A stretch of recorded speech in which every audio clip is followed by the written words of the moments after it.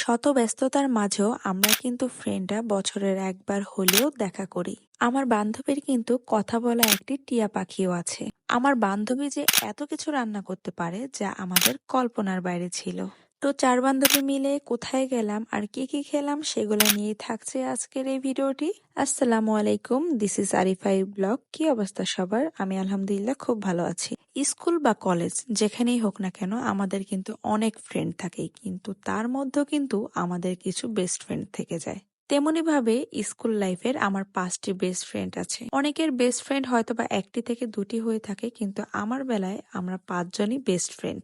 তো কাল গিয়েছিলাম আমাদের একটি ফ্রেন্ডের বাসায় ঢুকেই আমার যে জিনিসটা সবচেয়ে ভালো লেগেছে সেটা হচ্ছে কথা বলা টিয়া পাখি। আমার ফ্রেন্ডের হাজব্যান্ড ভাইয়া কিন্তু পাখি পালতে খুবই পছন্দ করে। টিয়া পাখিটিও নাকি সে খুব ছোটবেলায় এনেছে, এখন কিন্তু পাখিটি টুকিটাকি কথা বলতে পারে। সামিট কথা বলো।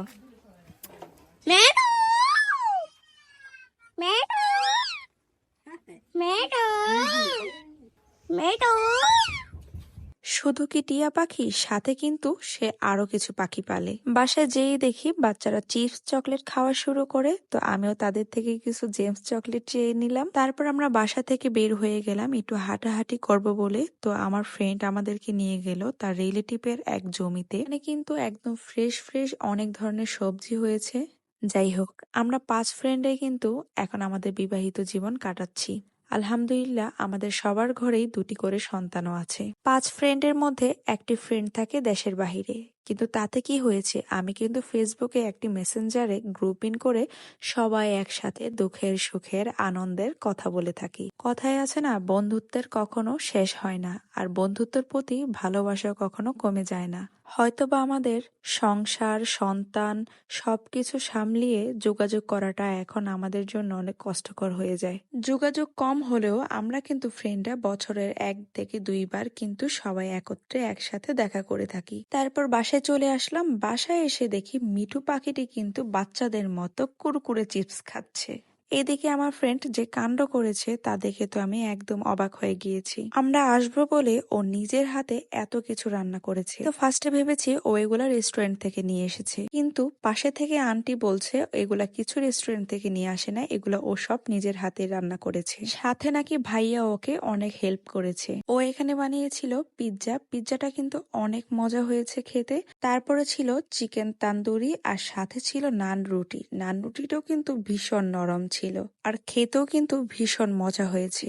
আরো ছিল বিফ হালিমটা এত মজা হয়েছে আমি তো কিছুক্ষণের জন্য ভুলেই গিয়েছিলাম যে ওইটা ও নিজে বানিয়েছে। ওর ছিল ঝাল ঝাল করে চিকেন মোমো, তারপর আরো ছিল চিকেন চাউমিন। আমরা ফ্রেন্ডটা বিশ্বাসই করতে পারিনি যে ও আমাদের জন্য এত কিছু নিজের হাতে তৈরি করেছে। আসলে একটি মেয়ে যখন তার সংসারের দায়িত্বে চলে আসে তার পরিবারকে ভালো রাখার জন্য, সে যেন তখন সবকিছু করতে পারে। ও সাথে কিন্তু ছিল ওর নিজের পালা হাঁস মুরগির ডিম। যেহেতু এখন শীতের দিন, আর শীতের দিনে কিন্তু হাঁসের ডিমটা খেতে ভীষণ ভালো লাগে। এদিকে আবার আমি পিৎজাটা স্লাইস করে নিলাম। আলহামদুলিল্লাহ প্রতিটা খাবার ভীষণ মজা হয়েছে। খাওয়া দাওয়া করতে করতে এত পরিমাণে গল্প করেছি, কখন যে সন্ধ্যা হয়ে গিয়েছে তা বলতেই পারি না। এখন সবার বাসায় যাওয়ার পালা। তারপর সবাই সবাইকে বিদায় দিয়ে তারপর আমরা চলে গেলাম যার যার গন্তব্যে। আপনারা সবাই দোয়া করবেন আমরা যেন সবসময় এরকম ভাবে বন্ধুত্ব বজায় রাখতে পারি। বাসায় যাওয়ার পথে মনে পড়লো আমার ছেলেটি কিন্তু চটপটি খেতে পছন্দ করে, তাই ছেলেটার জন্য কিছু চটপটি নিয়ে গেলাম। আজকের ভিডিওটি এই পর্যন্তই। যদি আমার ভিডিওটি ভালো লেগে থাকে অবশ্যই লাইক কমেন্ট আর শেয়ার দিতে ভুলবেন না। Thanks for the watching.